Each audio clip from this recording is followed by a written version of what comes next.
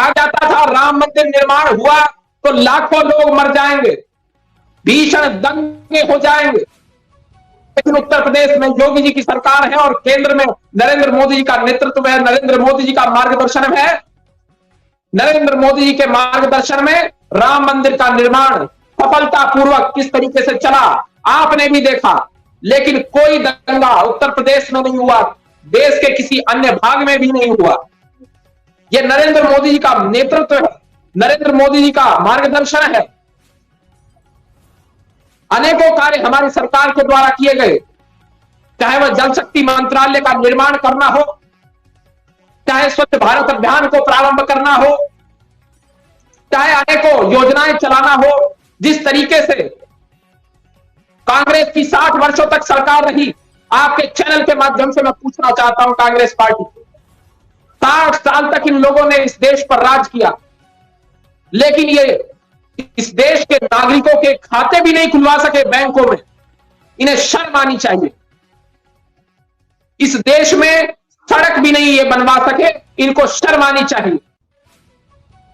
इस देश के हर घर तक बिजली पहुंचाने का कार्य भी 60 वर्षों की सरकारें इनकी नहीं कर सकी।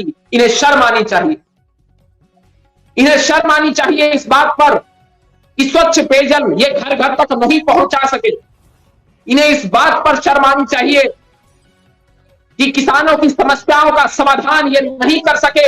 इनकी सरकार 60 वर्षों तक रही, अनेकों प्रधानमंत्री आए गए, लेकिन इनके द्वारा उस चीज का समाधान नहीं किया गया। नरेंद्र मोदी के नेतृत्व में किसानों के लिए कार्य किए गए। फसल बीमा योजना किसने चलाई? नरेंद्र मोदी जी ने चलाई, मोदी जी की सरकार ने चलाई। और जिस तरीके से अनेकों डिसीजन नरेंद्र मोदी जी के नेतृत्व में लिए गए वे अभूतपूर्व हैं। उन्हें प्रशंसा करनी चाहिए, प्रत्येक पत्रकार को भी उनकी प्रशंसा करनी चाहिए और उन लोगों को भी प्रशंसा करनी चाहिए जो विपक्ष में बैठे हुए हैं। विपक्षियों को भी नरेंद्र मोदी जी की प्रशंसा करनी चाहिए।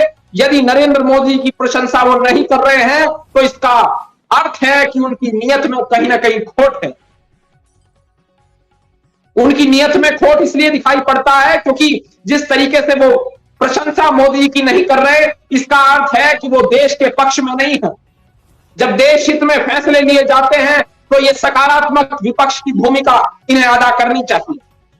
लेकिन ये दुख का विषय है किस तरीके से इनके द्वारा उपराष्ट्रपति का अपमान किया जाता है।